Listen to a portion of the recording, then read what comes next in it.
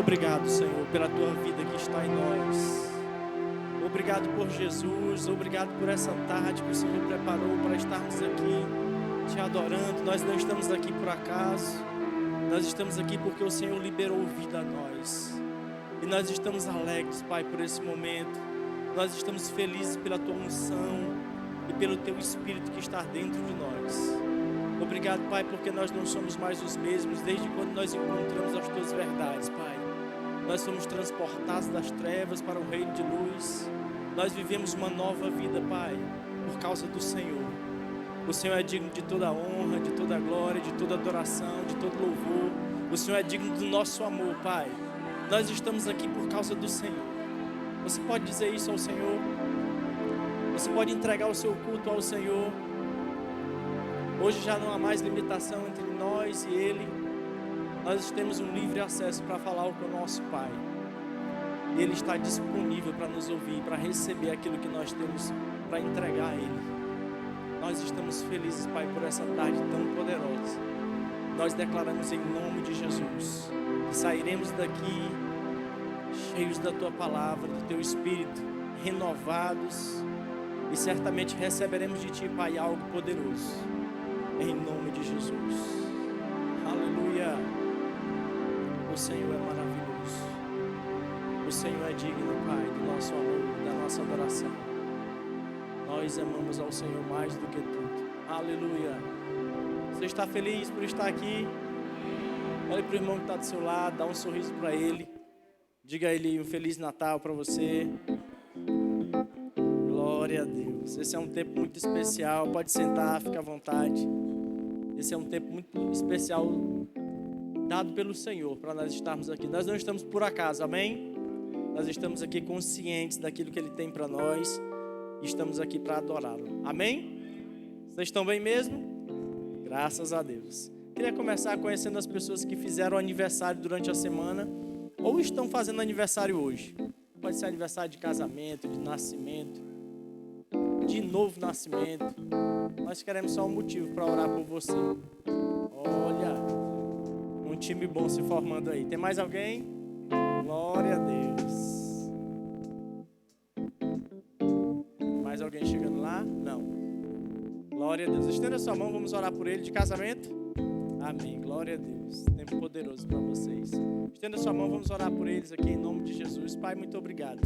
Nós estamos felizes em poder desfrutar desse tempo junto com os nossos irmãos. Nós declaramos sobre a vida deles, Pai, anos de vida e paz, crescimento, avanço, prosperidade em todas as áreas das suas vidas, Pai. Nós declaramos eles crescendo e avançando mais e mais em Ti e resplandecendo, Pai, a luz da Tua palavra sobre a terra, em nome de Jesus. Eles sendo grandes referências, Pai. Em nome de Jesus é o que nós declaramos sobre a vida deles e sobre o casamento do Bruno, Pai. Que sejam anos e anos que serão acrescentados e esse casamento será cada vez mais, Pai, próspero. Em nome de Jesus é o que nós declaramos sobre a vida deles e sobre o casamento deles, em nome de Jesus. Uma salva de palmas bem calorosa para eles, eles merecem. E lembrando que tem presente também. Glória a Deus. Parabéns, gente. O Senhor é bom. Vamos de Verbo News? Fique atento aí para você não perder nada da nossa programação.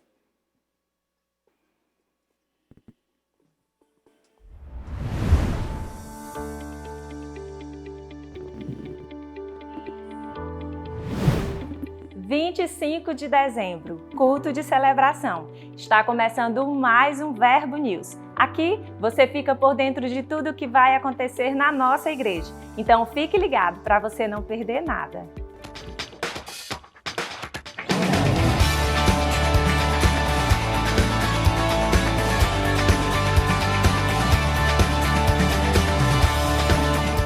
Durante o ano, foi muito bom participar dos V6, fazer novos amigos e aprender mais da palavra. O Verbo em Casa está de recesso e sabemos que você vai sentir muita falta. Mas em 2023, retornaremos com a nossa programação normal. Na quinta-feira, às 19 horas, nós temos a programação mais avivada de Teresina. É a nossa Quinta Viva, sempre com uma palavra maravilhosa para edificar você, através de instruções inspiradas pelo Espírito para transformar a sua vida. Venha e traga convidados. O culto da virada está chegando e você ainda pode desfrutar de uma virada de ano extraordinária para fechar esse ciclo de grandes conquistas, milagres abundantes e bênçãos sem medidas. Então vamos celebrar conosco no culto da virada, você e toda a sua família. Vamos entrar em 2023 adorando ao nosso Pai, dando a Ele toda a honra e toda a glória, pois o melhor ainda está por vir. A inscrição é gratuita, mas você precisa informar o seu nome, a quantidade de pessoas que vão lhe acompanhar e o prato para o jantar. As vagas são limitadas. Para participar, é só passar no balcão de informações ao final do culto. Família é um projeto que sempre esteve e sempre estará no coração de Deus. Em 2023, celebraremos o amor das novas famílias que vão nascer. Vem aí o casamento coletivo, que acontecerá aqui na nossa igreja, no dia 11 de março, às 19 horas. Ao final do culto, passe no balcão de informações e faça a sua inscrição. Em 2021, recebemos uma profecia de que a nossa igreja seria como um farol para a nossa região. Assim, iniciamos a primeira fase do Projeto Farol e estamos empenhados na aquisição do terreno onde a nossa nova sede será construída. E você também pode fazer parte do que Deus está fazendo nessa cidade. Contribua através do Pix, teresinaaeroporto@verbodavida.com. E você, já adquiriu o seu tijolinho? Adquirindo o tijolinho, você estará acelerando a construção dessa grande obra. Você também pode estar comprando a camisa do Projeto Farol e ser um investidor dessa grande visão. E para mais informações e outras formas de contribuir, passe aqui no estande de atendimento ao final do culto. Sua generosidade constrói essa grande obra. Para você que quer ter a sua vida transformada pela palavra, seja um aluno Rema. O maior centro de treinamento bíblico do mundo já está com as matrículas abertas para 2023. Conheça mais da Palavra de Deus. Em 2023, seu lugar é aqui. Rema, experimente o poder. O Centro de Treinamento Bíblico Rema tem transformado a vida de milhares e milhares de pessoas em nossa nação. São 2 anos de curso, aulas nas segundas, quartas e sextas-feiras à noite. Material didático exclusivo das 24 matérias, com ensinos práticos para você entender a Bíblia e aplicá-la em seu dia a dia. Experimente a firmeza dos fundamentos da fé. Experimente a alegria das realidades da nova criação.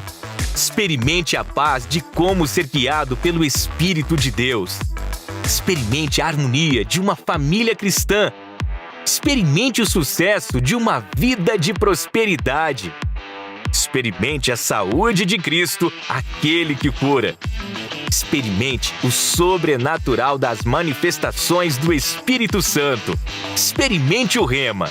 Experimente o poder. As matrículas já estão abertas, com promoções imperdíveis. Somos 120 unidades por todo o país. Acesse rema.org.br e encontre a mais próxima de você. Siga-nos também no Instagram, @Rema no Brasil. 2023 é o seu ano. Venha para o Rema e experimente o poder. O Rema está com um desconto especial de 20% na matrícula. Aproveite e faça a sua. E você, já passou no Verbo Shop hoje? Lá é onde você encontra livros de diversos autores e vários temas para alcançar a sua vida, além de itens como copos, bíblias, camisetas e muito mais. O Verbo News termina por aqui, mas você pode continuar conectado com a sua igreja através das redes sociais. Tenha um Feliz Natal e até mais! É bom, eu sei que você pegou todos os avisos aí, mas eu quero reforçar aqui alguns rapidamente. E um deles é o Rema, irmãos. O Remas está com um desconto especial, só que só vai até o dia 31 de dezembro. Então você que ainda não fez a sua matrícula, corre lá e aproveita esses 20% de desconto, que é um bom percentual. Amém? Até o dia 31 apenas. Então fica atento aí para você não perder essa promoção especial. E o outro aviso importante é sobre o nosso culto da virada. Quem vai estar aqui? Amém, glória a Deus. Então a gente vai precisar fazer uma inscrição, não para o culto, mas para o jantar, tá bom? Que vai acontecer logo após o culto. Então é importante que você passe lá, faz a sua inscrição, aí lá você vai dizer quantas pessoas virão com você e o prato que você vai trazer. É importante que você faça isso para que a gente tenha como organizar o evento que vai acontecer após o culto. Amém? E são poucas vagas, porque tem a questão do nosso espaço, então já estão poucas, tá bom? Então vai lá e faz a sua inscrição e vê se ainda tem vaga também, tá bom? Você, no final do culto, é importante que você já faça isso. Amém? Glória a Deus, não esquece. E o outro aviso importante é em relação a algo que vai acontecer só em março do próximo ano. No dia 11 de março, a nossa igreja vai promover o casamento coletivo. Mas, irmãos, a gente precisa organizar com muita antecedência. E existem algumas informações que você precisa saber. Então, você que tem interesse, ou você que conhece alguém que precisa dessa informação, avise a eles, para que eles passem lá, para que eles saibam de alguns critérios e algumas coisas que eles vão precisar cumprir e fazer. E para que a gente também possa se organizar quanto a isso. Amém? Tudo certo? Dia 11 de março. Mas é importante que vá lá o mais rápido possível. Tudo certo? Glória a Deus. Quem são as pessoas que nos visitam hoje pela primeira vez? Temos alguém? Todos de casa? Natal caseiro? Amém. Glória a Deus. Eu queria falar agora sobre dízimos e ofertas.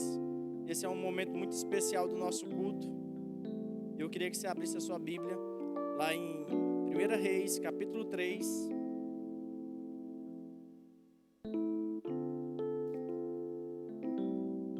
1 Reis, capítulo 3.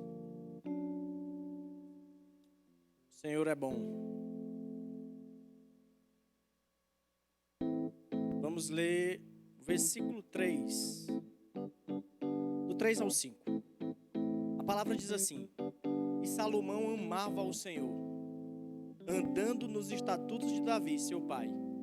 Sabe, irmãos, esse texto que nós vamos ler, esses 3 versículos, ele fala sobre oferta. Mas eu queria que você se atentasse aqui a alguns pontos enquanto nós lemos. Veja que a palavra diz que Salomão amava ao Senhor, no versículo 3.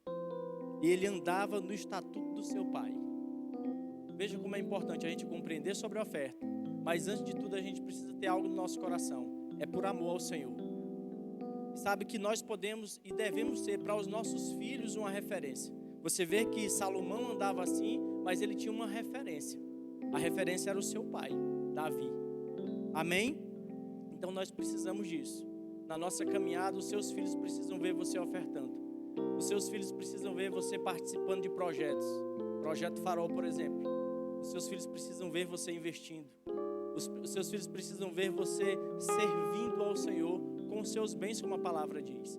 E isso será uma referência para eles. Parece que nada está acontecendo, mas eles estão percebendo como você tem andado.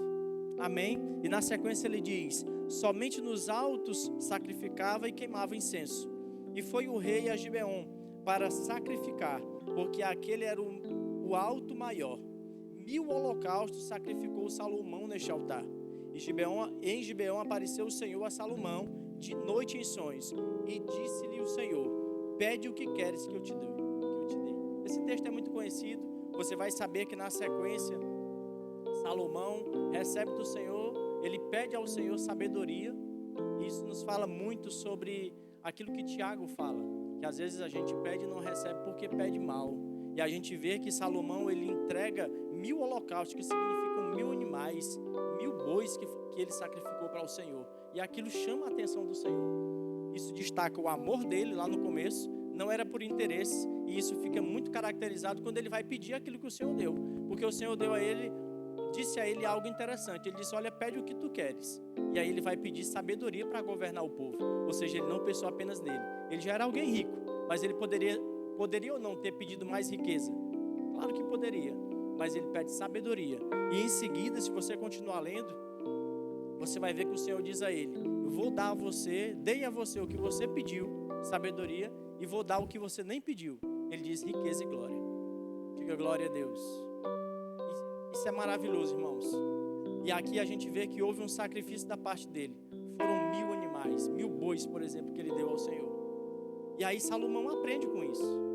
Ele aprende a agradar ao Senhor. A gente vai ver em 2 Crônicas, capítulo 7, que Salomão oferece 20.000 bois ao Senhor, mais 120.000 ovelhas.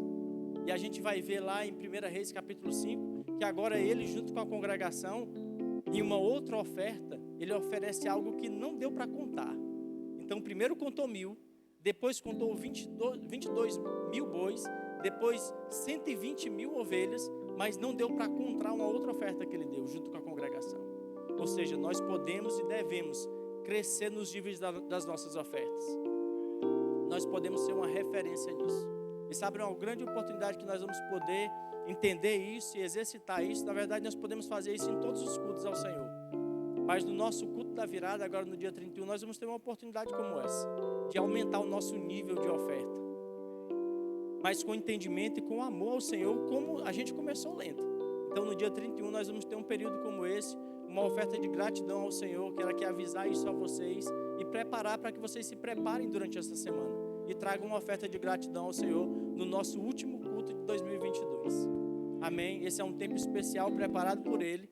Nós precisamos compreender que o Senhor se agrada disso, mas que você não faça por interesse, mas que a gente faça com entendimento e com amor ao Senhor, acima de tudo, todas as vezes que fizermos. Amém? Então, com esse entendimento, eu queria que você separasse os seus dízimos e as suas ofertas ao Senhor. Você que está em casa também pode fazer isso agora, não deixa para fazer depois. Tem o código QR Code, tem o Pix da nossa igreja, que é o CNPJ, e você pode fazer isso agora. Amém? Se você está aqui e também prefere dessa forma, ou prefere com as maquinetas de cartão de crédito ou de débito, as tesoureiras estão lá atrás aguardando você, mas você não vai sair daqui sem agradar e sem honrar o Senhor com os seus bens. Amém? Todos prontos? Vamos adorar o Senhor, vamos orar? Amém. Então estenda assim a sua mão. Pai, muito obrigado por esse tempo, por essa clareza que a Tua palavra nos traz, Pai, a respeito desse momento tão especial para nós. É com muita honra e com muita gratidão que nós ofertamos e que nós dizimamos na Tua casa, em nome de Jesus. Vem com alegria, irmãos.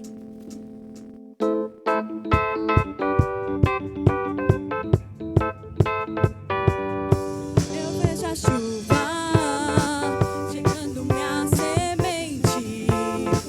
É o sobrenatural de Deus chegando de repente. Eu vejo a chuva regando minha semente. É o sobrenatural de Deus chegando de repente. Aleluia!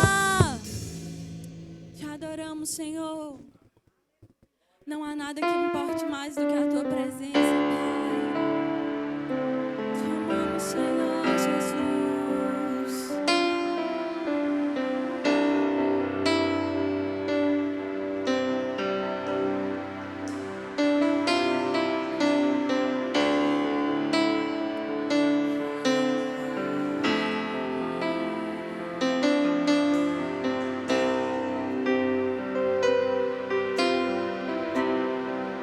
Rendido em Tua presença.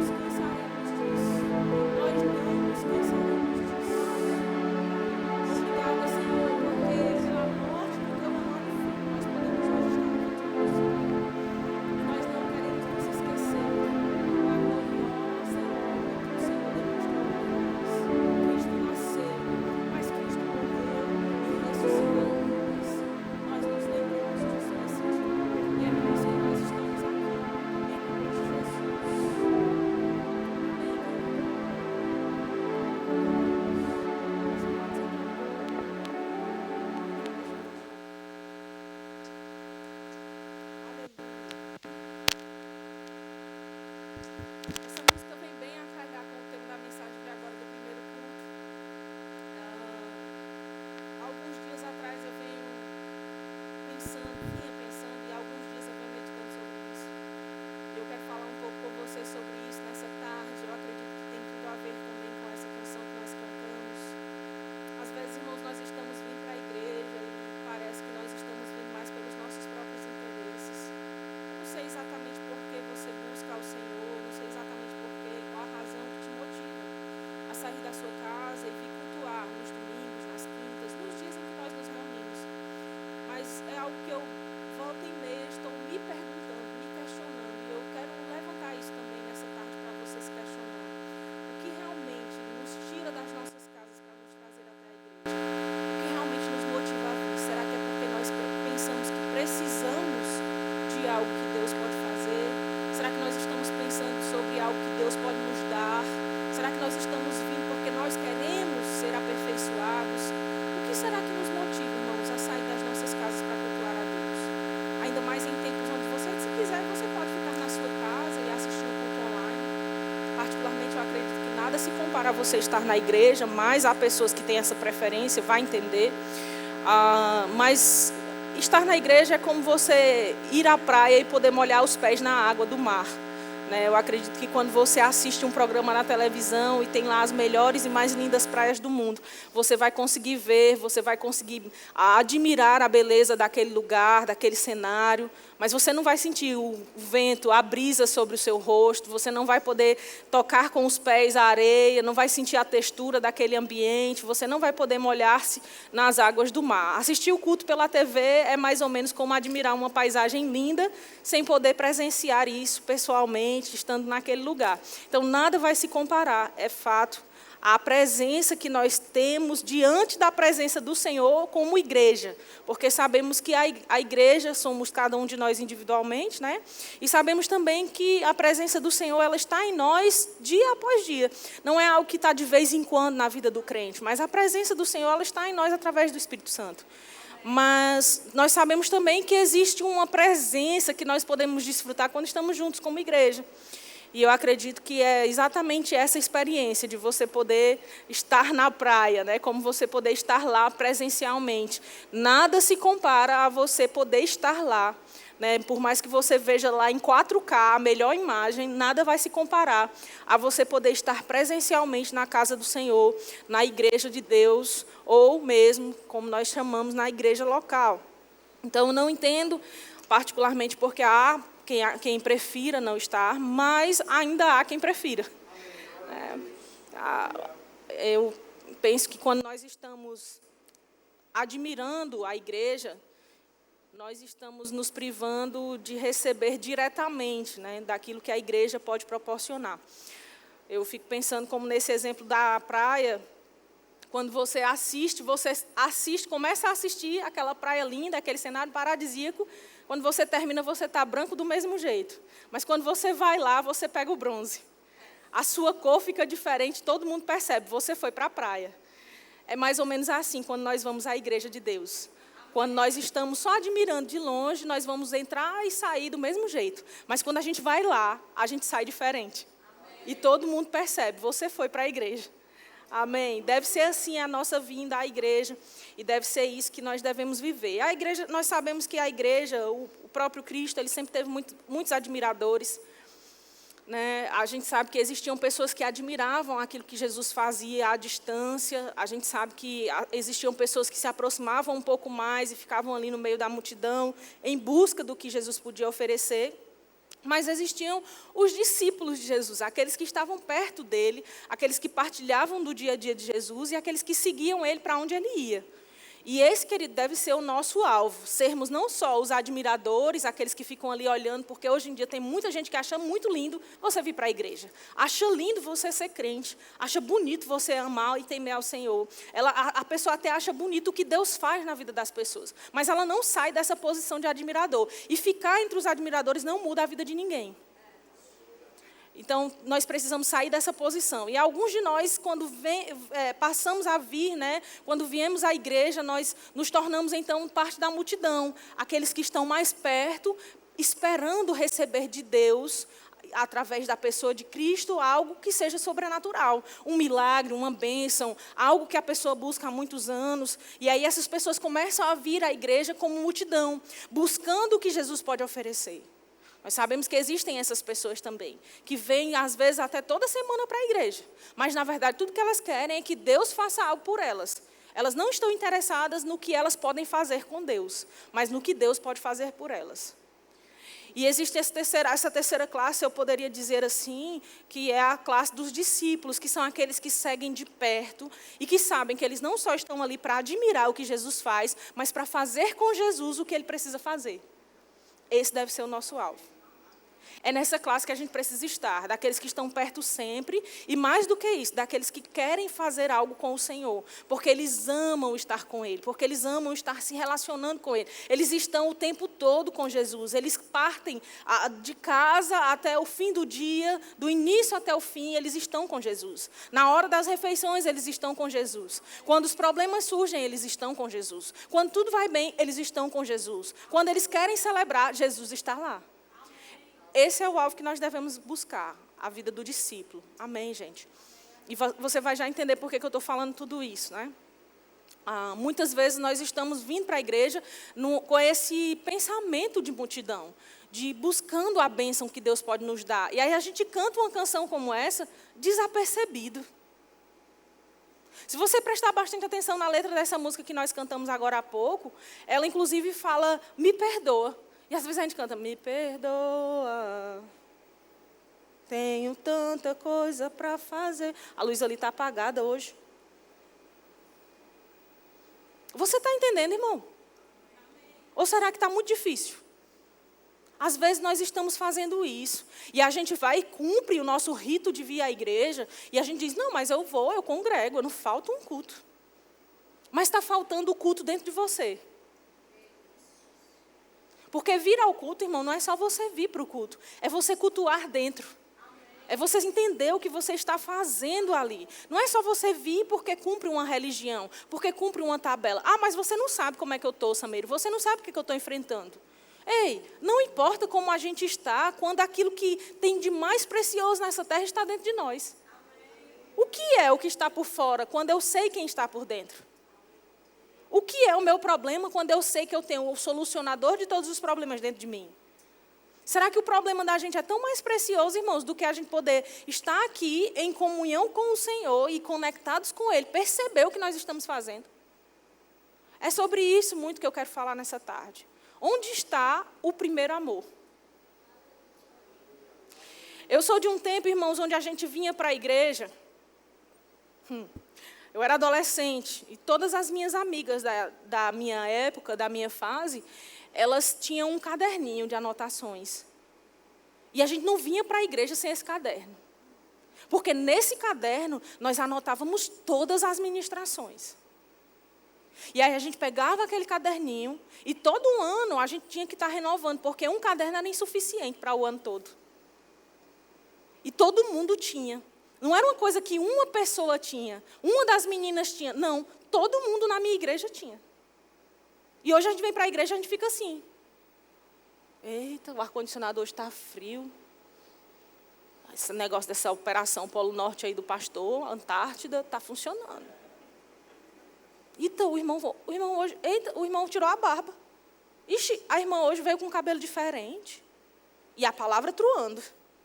Sabe o que é truar? E a gente assim. E Deus querendo falar conosco. E a gente assim. Quando foi a última vez, irmão, que você anotou uma ministração que você ouviu? Pronto, fique desse jeito aí que você está, incomodado. É isso mesmo que tem que ficar. Mas também ontem foi Natal. Eu pensei que a gente ia falar de uma coisa. Pois a gente está falando de Jesus. Porque se Ele não tem a preciosidade do nosso coração como primazia, como prioridade, se Ele não é o lugar mais precioso da gente que tem dentro de nós, se Ele não ocupa a prioridade máxima, se Ele não tem o primeiro lugar em tudo, irmãos, então tem algo errado. Jesus não quer só que você venha para a igreja no domingo cultuar, porque você disse que vem para a igreja, porque você é crente. Jesus não espera isso de nós, irmãos. Ah, Samuel, mas como você pode saber o que Jesus espera de você ou de nós? Olhando para o que a palavra diz. Tem um ponto, irmãos, que nós precisamos voltar para a gente poder perceber. E eu lembro que nessa época, nós todas tínhamos, eu e minhas amigas, nós tínhamos os nossos caderninhos para anotar as mensagens. E como era maravilhoso, cada vez que a gente anotava, a gente aprendia um pouco mais. Às vezes uma frase solta, talvez não fazia muito sentido para outras pessoas, mas para a gente era Deus falando conosco. Quanto temor. Agora você pode imaginar, eu era adolescente, é claro que existiam nossas tentações, é claro que existiam os nossos desafios e nossas dificuldades. Quantas vezes a gente não estava com o caderninho para anotar a mensagem e a nossa amiga do lado queria conversar com a gente pelo caderno? Hoje o nome disso é o WhatsApp. Quantas vezes a gente está no culto e o WhatsApp aqui? Não, só acontece comigo, né? Com você não acontece, não.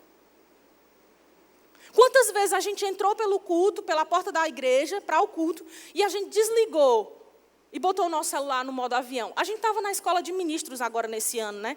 Irmãos, como era difícil para os alunos colocarem esse maldito desse telefone no modo avião. É maldito, Samir, mas meu telefone é uma bênção. É maldito quando ele rouba o lugar de Deus na sua vida.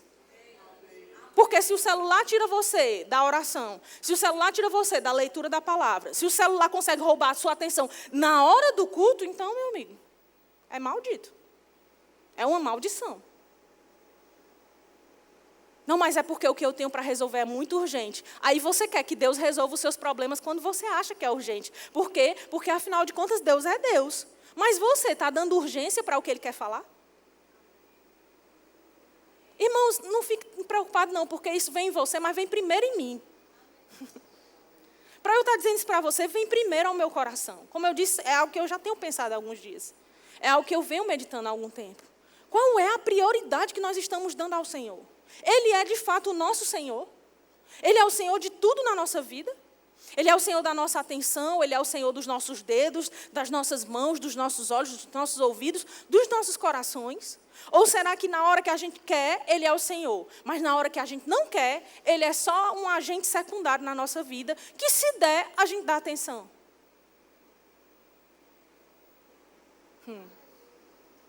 Eita, Samir, se eu soubesse, eu tinha vindo para o segundo culto. Não, irmãos, é para nos levantar. É muito bom a gente chegar aqui e dar aleluia, glória a Deus, sair correndo. Mas é muito bom a gente sair daqui reflexivo, meditando. É bom a gente bater um pouquinho no nosso próprio rosto e pensar assim, ei, acorda. É importante. Voltando para o caderno, e nós tínhamos esses cadernos, então toda vez que uma amiga nossa se convertia, ou alguém chegava na igreja, a gente já dava um caderninho lá, personalizado, bem bonitinho, para ela anotar as pregações. E como era bom, irmãos, voltar lá naquelas mensagens, como é bom, alguns desses cadernos eu ainda tenho até os dias de hoje, e como é bom voltar lá e ver coisas que Deus falava com a gente naquele tempo, acontecendo agora, ver coisas que Deus nos alertou, que porque a gente decidiu viver e obedecer, hoje a gente desfruta das recompensas, ver coisas que Deus falou naquele tempo, que a gente nem lembrava mais, mas que quando a gente olha lá, a gente diz, uau, Deus falou algo comigo naquele dia. Quantas vezes a gente tinha dúvidas e quando voltava nas mensagens, encontrava as respostas das nossas dúvidas. Quantas vezes a gente estava desanimado e nas nossas anotações a gente encontrava o ânimo que podia nos fortalecer. Num tempo onde a gente não tinha tantas gravações de mensagens, onde não tinha YouTube para a gente estar conferindo, né? Não tinha talvez os CDs, os pendrives e outras coisas que podem armazenar as mensagens. Talvez esse problema da tecnologia deixou a gente preguiçoso demais para pegar aquilo que precisa ser pego pelo reino do Espírito. Porque a gente sabe, não, amanhã eu olho de novo a mensagem. Não, daqui a uma semana eu olho de novo essa mensagem aí, eu vou ouvir de novo. Ouve? Ouve mesmo? Ou será que isso é só um consolo para o nosso próprio ego, ficar tranquilo, sabendo que a gente está fazendo o que deve fazer, mas na verdade não faz? Uma coisa que eu queria, em algum momento, propor, talvez eu faça isso em algum momento para o pastor da igreja, diga assim, pastor, não vamos mais transmitir culto ao vivo, não? Não vamos mais deixar a mensagem lá, não, para ver se o povo presta atenção na palavra de verdade. Para ver se o povo fica assim, eita, isso aqui eu preciso anotar. Eita, talvez você não precise de um caderno hoje, com caneta e papel. Mas talvez você precise pegar essa bênção do seu celular aí, esse bendito desse celular ou desse dispositivo e anotar. Eu não tenho vergonha, irmãos, de ficar sentada aqui na frente, muitas vezes, inúmeras vezes, na cara do pregador. O pregador pode estar aqui pregando com fogo, com glória, com poder, e eu estou lá anotando no meu iPad o que Deus está falando comigo. Muitas mensagens que você ouve nessa igreja, elas surgem no meio de uma outra mensagem. Anotações, e depois eu vou ruminar sobre aquilo, e o Senhor fala comigo outras coisas, e nascem mensagens. Será que Deus não quer usar você para também ter outras mensagens?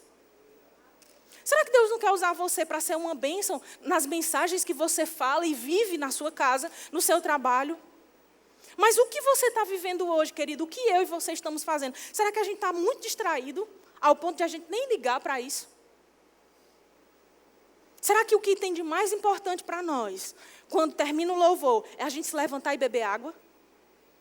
Será que o que tem de mais importante para nós, na hora da oferta, é a gente se levantar como se fosse ofertar, mas na verdade a gente vai lá para o bebedouro conversar? Irmão, você acha que Deus não vê? Qual é a nossa prioridade? O que é mais importante para nós? Não, mas o que a gente vai conversar agora é importante. Tudo é importante, irmãos, mas nada é mais importante do que o Senhor. Não, mas é porque o negócio que eu vou resolver aqui é muito importante. Tudo é muito importante. Mas sabe que quando nós deixamos o celular de lado por 1 hora e meia, 2 horas, e nós usamos esse celular para anotar coisas que Deus está falando conosco, e as pessoas querem falar conosco, mas elas sabem que não dá para falar com a gente naquela hora, porque a gente está no culto, a gente também está transmitindo uma mensagem para elas. A gente está dizendo, olha, na hora que nós estamos cultuando, nada é mais importante do que Deus falando comigo. Porque a palavra, querido, é o próprio Deus falando conosco. Aí eu pergunto para você, cadê as suas anotações? Cadê o seu caderninho? Nossos dedos são tão rápidos para mandar uma mensagem de texto. Que tal usar essa velocidade para anotar as mensagens que você ouve? É mesmo um soco no nosso estômago.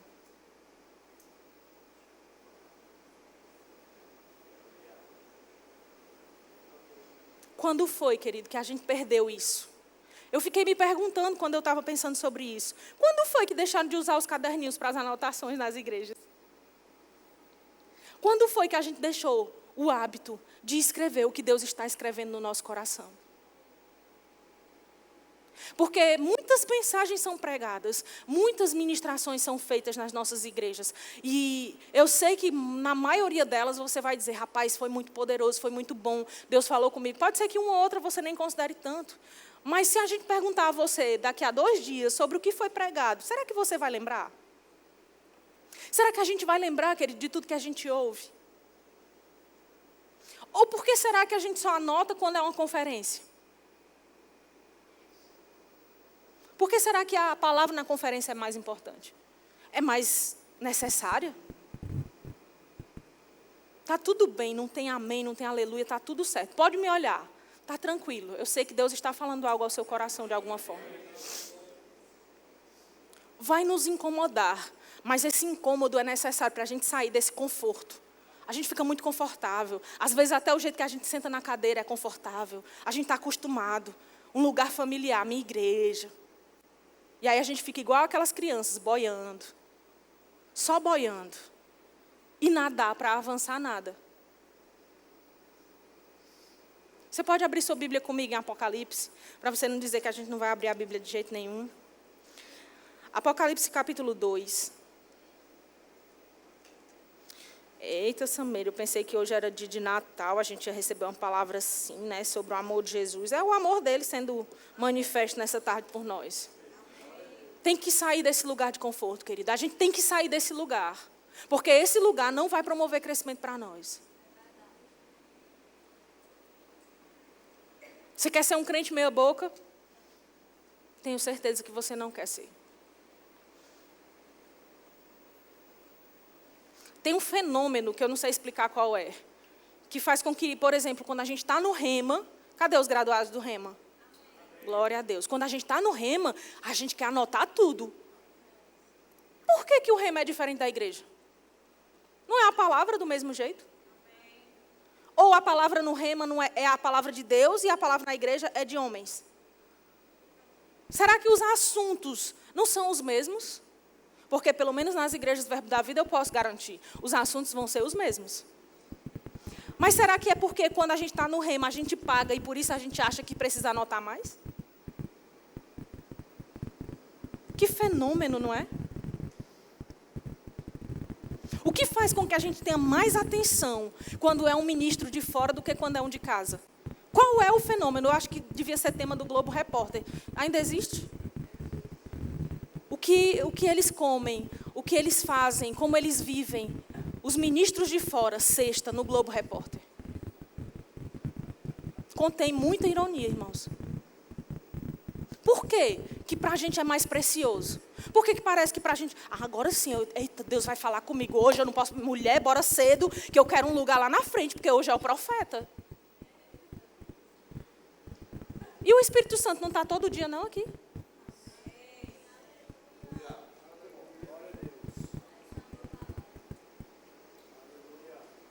Temos que pensar. Nós precisamos pensar sobre isso, irmãos. Qualquer coisa fora disso vai alimentar o seu ego e te manter longe do crescimento que Deus deseja para você. Qualquer coisa longe disso está longe do que o evangelho de fato é. Porque se a gente não pode sacrificar a nossa bendita da nossa mão para fazer uma anotação que seja, então tem algo muito errado com a gente. Se a gente não pode sacrificar o celular para ele não ficar tocando toda hora, a gente ficar olhando as notificações, irmãos, então tem algo muito errado. Porque se não tem esse mínimo de sacrifício na vida cristã, algo está muito errado.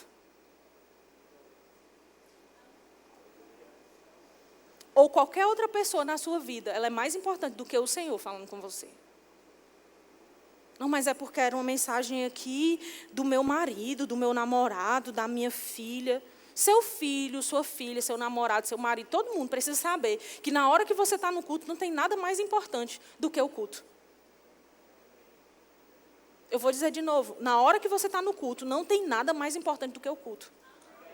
Parece que tem um amém engasgado. Será, irmãos, que o culto para nós é a coisa mais importante na hora do culto? Será que na hora que nós estamos aqui, o mais importante é o Senhor falando conosco? Será que o que a gente ama mais mesmo é Ele? Não, mas eu amo mais o meu filho. Olhe, para mim, o meu filho é a razão da minha vida. Meu marido é a razão, é o meu bem de toda a vida. Não, meu Deus. Pois se qualquer pessoa é a razão da sua vida, os lugares estão trocados, porque a razão da sua vida é o próprio Cristo. Amém. Sem Ele, querido, você não tem absolutamente nada, nem mesmo a sua família. Amém. Seus filhos devem ser amados, cuidados, eles devem ser apreciados por você, devem ter um lugar específico dentro do seu coração e especial. Mas ninguém pode sentar no trono. O trono, querido, só pertence ao rei. E o rei das nossas vidas é o próprio Senhor. Jesus deve estar lá. Jesus deve estar no primeiro lugar. Se ele não está, então algo está errado. Precisamos trocar as coisas. Precisamos inverter os papéis, as ordens. Porque senão tem algo muito errado. Você abriu lá em Apocalipse, capítulo 2. Eu vou ler do verso 1 para a gente entender melhor. A gente sabe que aqui são cartas às igrejas.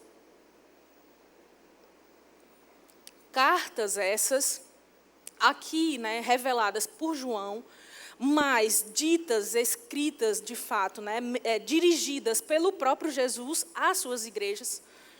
E aqui especificamente é uma carta à igreja em Éfeso. E o Senhor está dizendo aqui algo para que João leve isso como um recado, como uma mensagem para a igreja em Éfeso. Ou seja, irmãos, nós estamos falando de igreja. Onde está a igreja? Aí no verso 1 diz assim: ao anjo da igreja em Éfeso escreve. Quem é o anjo das igrejas? O anjo da igreja é o pastor da igreja. É aquele que está na posição de governo da igreja local.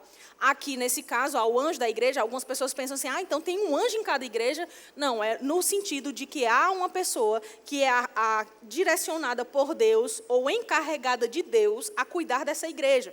é um mensageiro ou um embaixador. Alguém é enviado.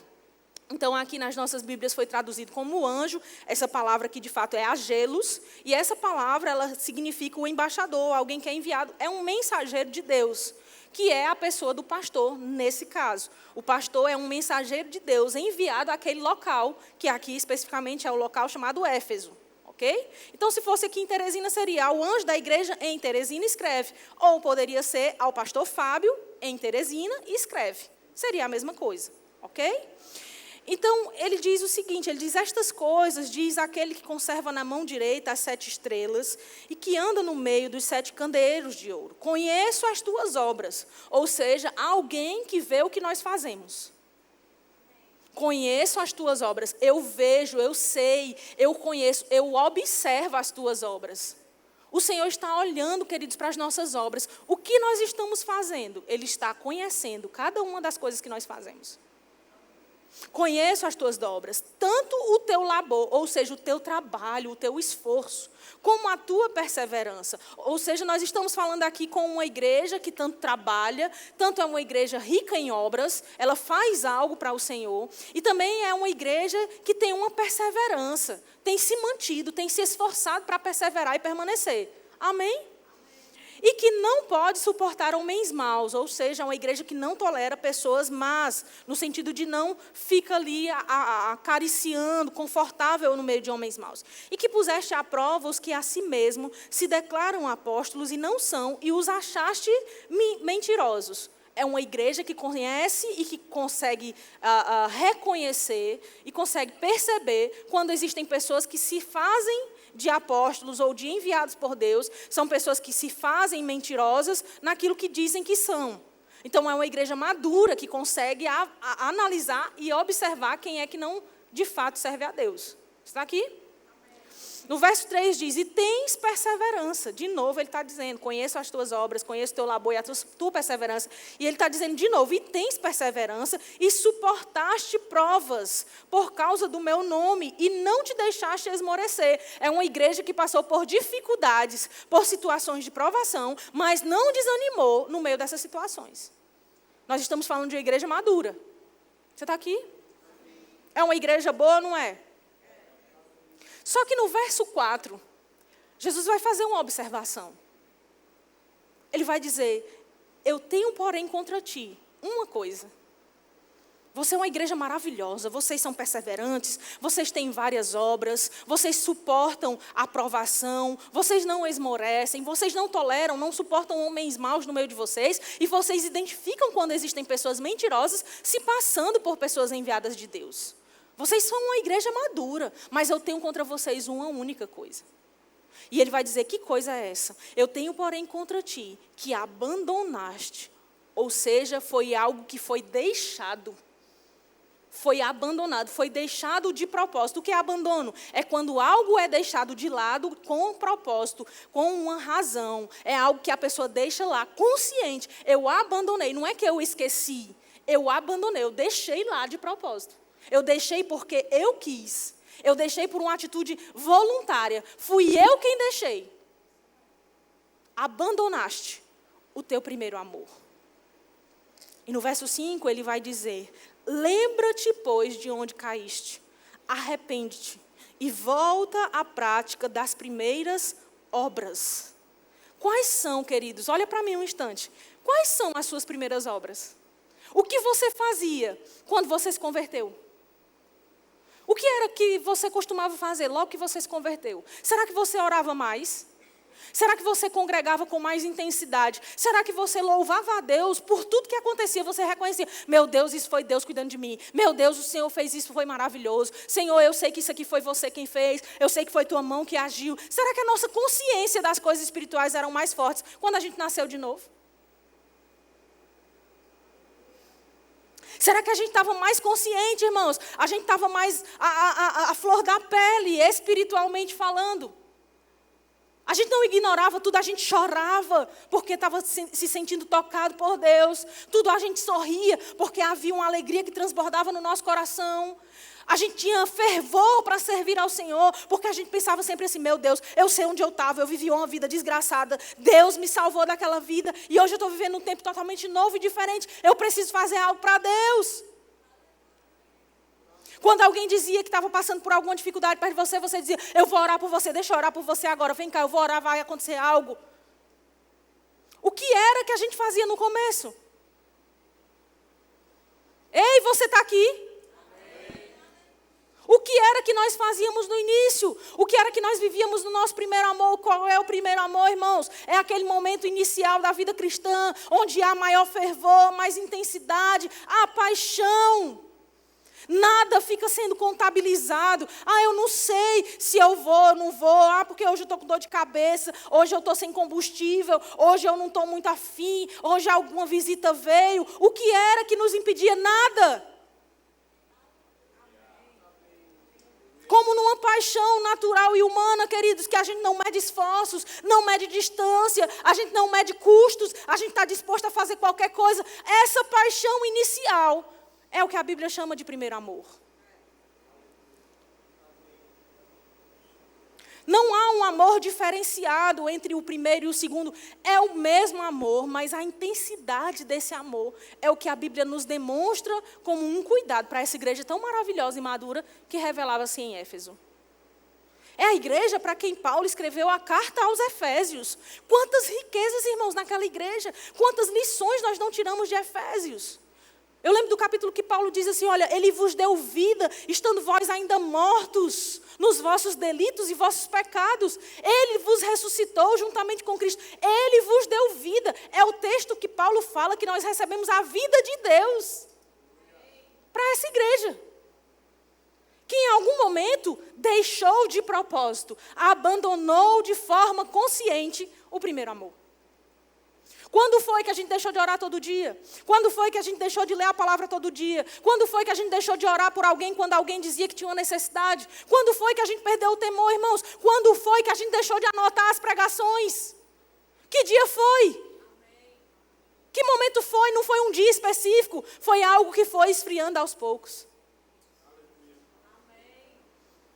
Foi algo que foi sendo deixado aos pouquinhos. Você vai ficando indiferente um pouco hoje, um pouco amanhã, e de repente os trabalhos eles se tornam mais necessários. Quando você está envolvido na obra da igreja, quando você está envolvido no serviço à igreja local, isso pode se perder muito fácil, irmãos.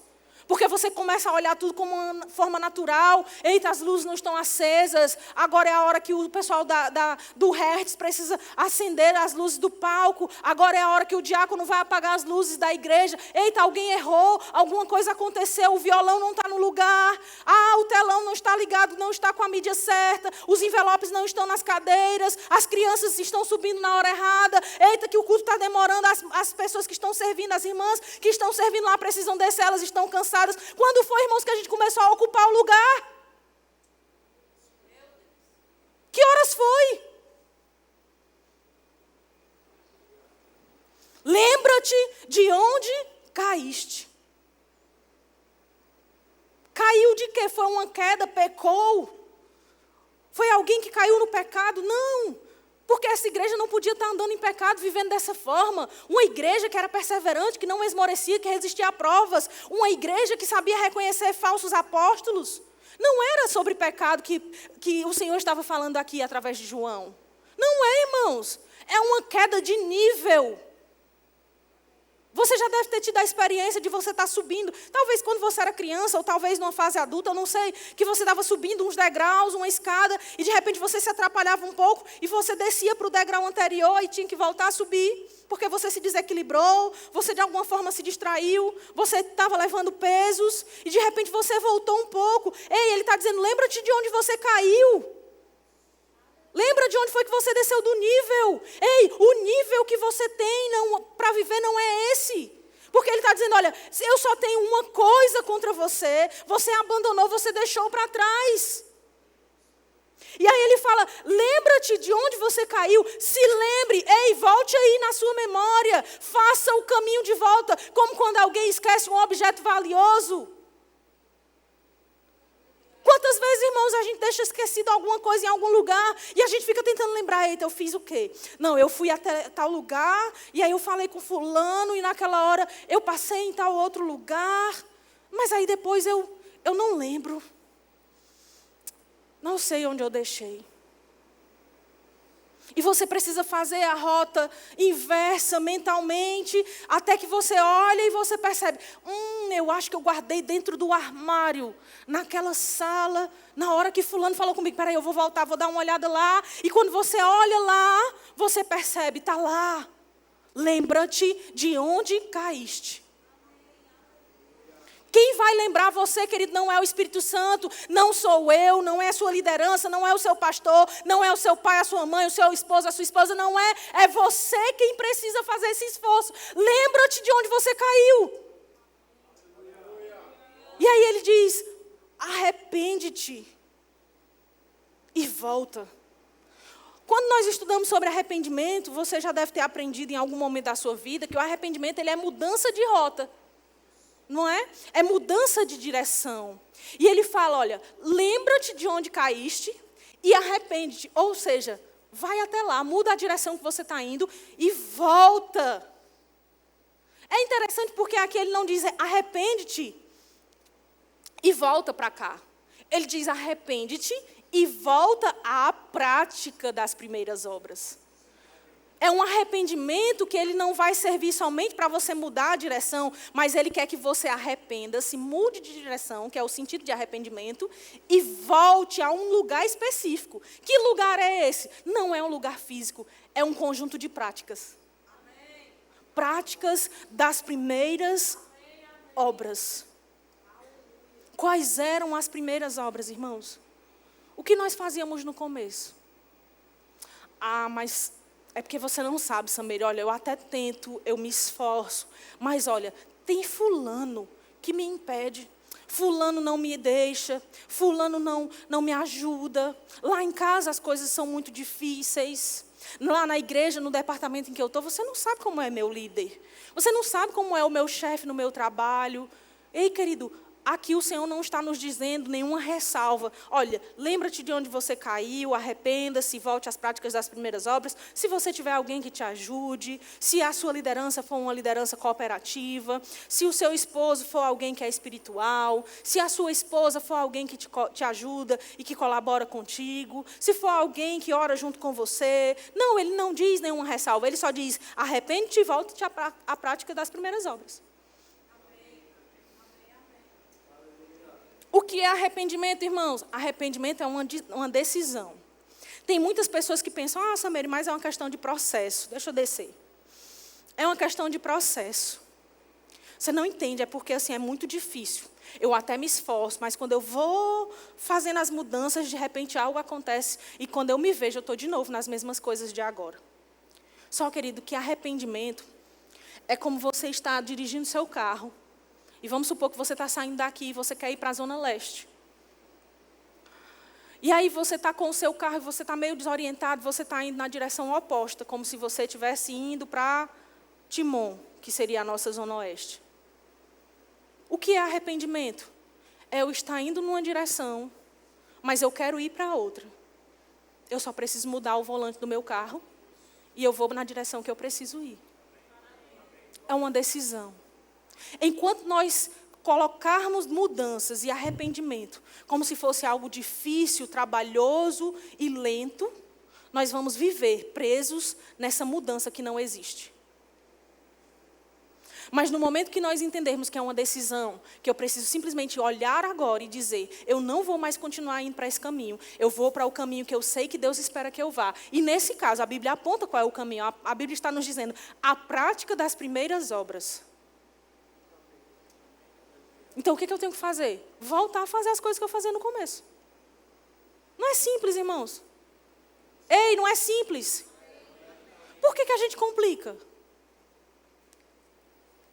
Mas, Sameire, olha, eu olho hoje, eu acredito que hoje eu faço muito mais coisas do que o que eu fazia no começo. Mas com qual coração você está fazendo mais coisas hoje do que no começo?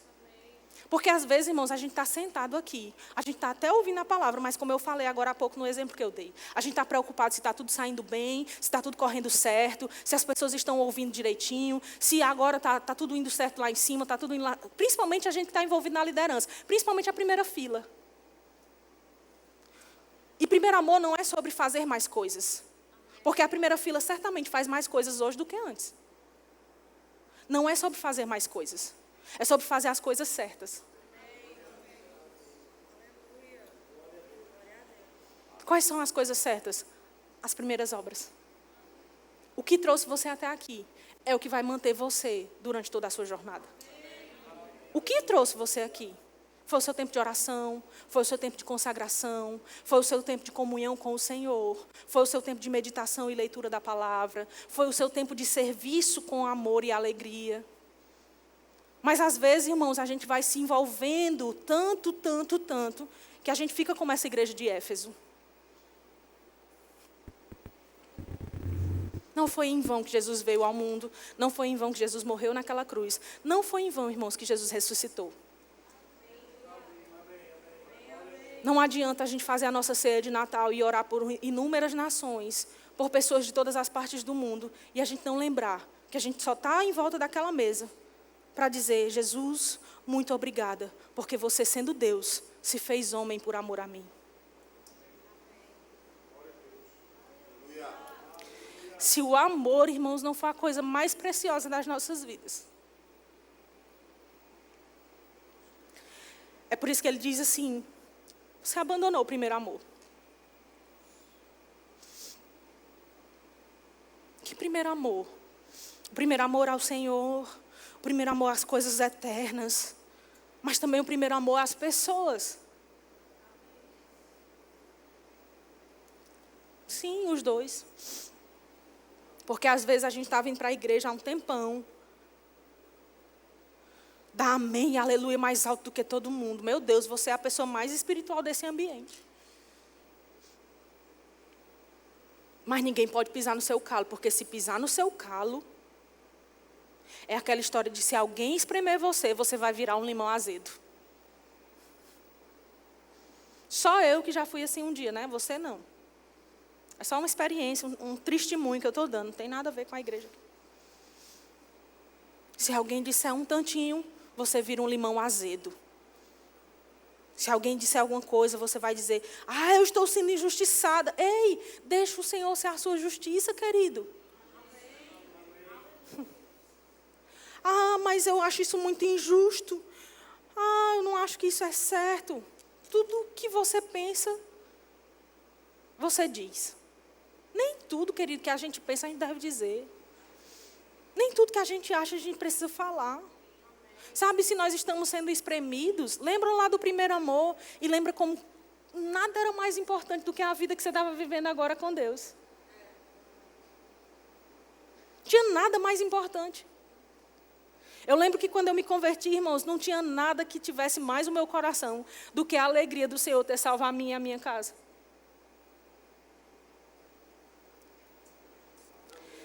Nada, irmãos. De que forma eu poderia dar ao Senhor algo em troca? De minha mãe não ter morrido e de que mais do que isso, todos nós temos ganho a vida eterna. Nenhum problema era páreo para a alegria que eu tinha e gratidão ao Senhor.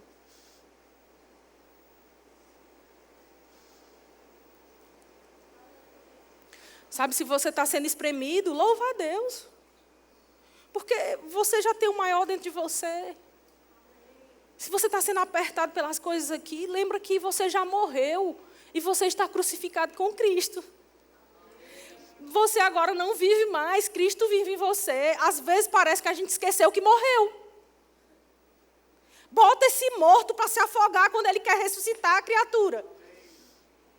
Essa sede de justiça que a gente tem, ei, a nossa justiça é o Senhor. Ele é a nossa justiça. Todo o resto, meu irmão, sufoca esse negócio chamado morto, que está dentro de você ainda, às vezes, que quer levantar. Tem gente vivendo como morto-vivo. Você não é um morto-vivo, você é um vivo que morreu para as coisas do passado.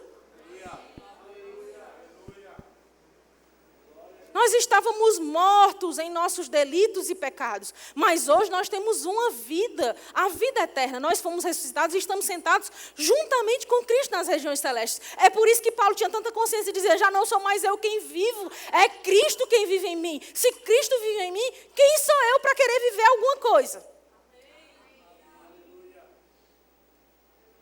Deixa Cristo viver e se evidenciar na sua vida, querido. Se você está sendo espremido, se está sendo injustiçado, deixa Cristo brilhar. Mas não, a gente quer se encher de razão, encher o peito, eu vou falar com o pastor. Eu já vi o absurdo de pessoas dentro de igrejas acionarem, processarem umas às outras. Irmãos em Cristo. Não conseguir resolver seus problemas mediante a justiça de Deus. Não conseguir considerar, Cristo é a minha justiça, o amor de Deus foi derramado no meu coração, eu não preciso ir a causa e disputa alguma contra os meus irmãos, eu posso perdoar, eu posso andar em amor, isso vai ficar para lá, eu não quero a minha justiça, Senhor, o Senhor é a minha justiça, eu libero perdão, fulano pode ir, que eu vou viver a minha vida com o Senhor. Não consegue. Isso é falta de consciência, irmão, do primeiro amor. Porque no começo a gente acha a igreja perfeita.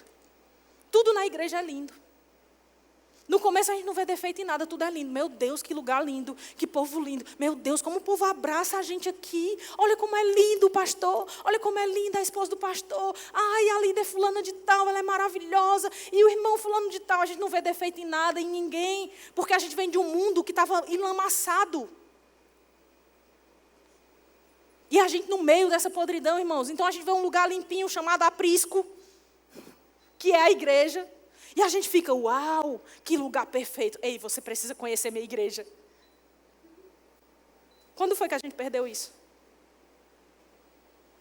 E a gente começa a olhar e falar dos defeitos de todo mundo. E a gente começa a ver defeito em tudo. Por que aqui é desse jeito? Na igreja tal não é assim, no lugar tal não é assim. A minha família, se fosse em outro lugar, seria tratada assim. E se fosse outra igreja, Verbo da Vida, seria assim. Quando foi que isso aí começou? Lembra-te lá de onde você caiu. Arrependa-se e volte às primeiras obras.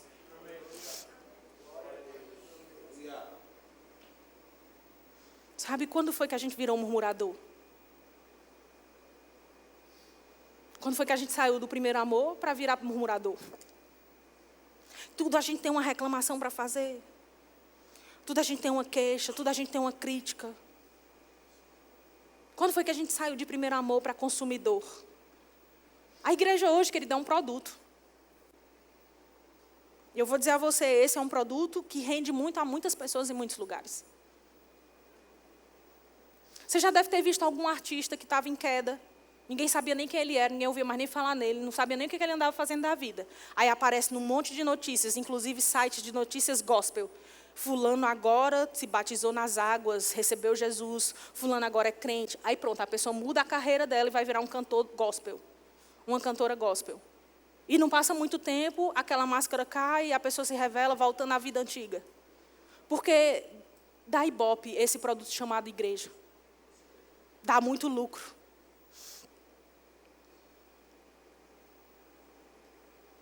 E às vezes a gente está dentro da igreja, a gente não é nenhum cantor estrela gospel, nem do mundo, nem coisa nenhuma. Mas a gente vira um consumidor do produto chamado igreja. Gosto do ar-condicionado um pouco mais quente. As luzes eu acho que são muitas. Pastor, você já pensou em diminuir um pouco essas luzes? Pastor, eu vi lá em cima, no departamento de crianças. O senhor já pensou em colocar tal coisa? Ah, eu gosto do banheiro daqui. Agora, eu acho que fica chique demais. As pessoas chegam aqui, elas ficam pensando que a nossa igreja é muito rica. Eu acho que não devia ser assim. Fulano, diácono, traga uma água para mim, por gentileza. Sujou aqui, ó. Ninguém vai limpar, não? E a ceia? Por que estão dando aquele pão? Por que não é outro pão? E o cálice? Aquele cálice é tão assim, um cálice de plástico. Acho que a gente merecia um cálice de vidro. Começa a virar consumidor. A igreja não é um restaurante, queridos.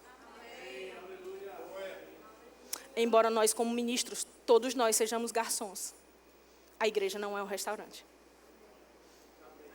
Você não chega aqui e seleciona o prato do dia. Você não chega aqui e escolhe o menu. Você não chega aqui e escolhe o repertório musical, porque vou mandar um papel escrito aqui a música que eu quero ouvir. Não é, irmãos. E tudo que fuja disso que eu estou dizendo para você nessa tarde é enganoso, perigoso e pode levar você por um caminho muito, muito difícil. Olhos abertos, ouvidos bem atentos, longe de distrações, vão levar você para o caminho que essa igreja nunca deveria ter saído. Lembra-te, pois, de onde caíste. Arrepende-te e volta à prática das primeiras obras. E tem um senão. E o senão, ele diz, e se não, eu venho a ti e moverei do seu lugar o teu candeeiro, caso não te arrependas. E ele diz, tens contudo a teu favor que odeie as obras dos nicolaítas, as quais eu também odeio. E ele diz, quem tem ouvidos, ouça o que o Espírito diz às igrejas. Ao vencedor, dar-lhe-ei que se alimente da árvore da vida, que se encontra no paraíso de Deus. Há uma promessa, irmãos, para mim e para você. Aquele que vencer aos desafios de se deixar distrair. Aquele que vencer aos desafios de ficar longe do primeiro amor. Aquele que vencer aos desafios que a vida dentro da igreja pode nos propor. Esse que vencer, há uma coroa esperando por nós. Há uma coroa. Há algo que o Senhor nos dará. Eu dar-lhe-ei que se alimente da árvore da vida, que se encontra no paraíso de Deus. Eu não sei você, mas eu almejo chegar nesse paraíso de Deus. Eu almejo chegar nesse dia, nesse lugar. E sabe, queridos, essa mensagem precisa nos reposicionar como quem coloca na rota novamente o seu próprio carro. Precisa ser mesmo um GPS para nós, indicando as sinalizações e as placas, para que a gente não se perca no rumo que nós pretendemos alcançar. Talvez você esperasse uma noite de alegrias, de aleluias, de glória a Deus e améns. Mas eu tenho certeza de que isso vai levar você a um lugar de muitas alegrias, muitas aleluias e muitos améns. Porque vai preservar você dentro daquilo que o Senhor deseja. E vai preservar o seu coração, a sua posição. E que isso volta e meia, queridos, esse texto venha novamente para a nossa mente, para o nosso coração. Sabe? Onde está o meu primeiro amor? Onde estão as primeiras motivações? As razões pelas quais eu fazia as primeiras coisas precisam ser as mesmas dos últimos dias. Nós estamos vivendo a última hora da igreja na terra, não há dúvidas disso. O relógio está bem pertinho de juntar os ponteiros. E a gente não pode ficar mais pronto para a ceia de Natal à meia-noite do que para essa hora em que nós nos encontraremos com o Senhor nos ares. Existe uma forma da igreja se apresentar. Ela é gloriosa, é pura, sem mácula, sem ruga. Nós precisamos buscar esse nível para que a gente possa estar junto com o Senhor nos ares, vivendo a eternidade, na certeza de que nós fomos preparados como uma boa noiva, que está pronta para as bodas, que está pronta para a noite de núpcias. Que não seja para nós só um conto, só uma fantasia, mas que seja para a gente a nossa realidade cotidiana, de todas as manhãs, de todos os dias, de todas as tardes, de todas as noites. Lembra-te do primeiro amor. Não abandone o primeiro amor. Amém, irmãos? Você pode se levantar aí no seu lugar.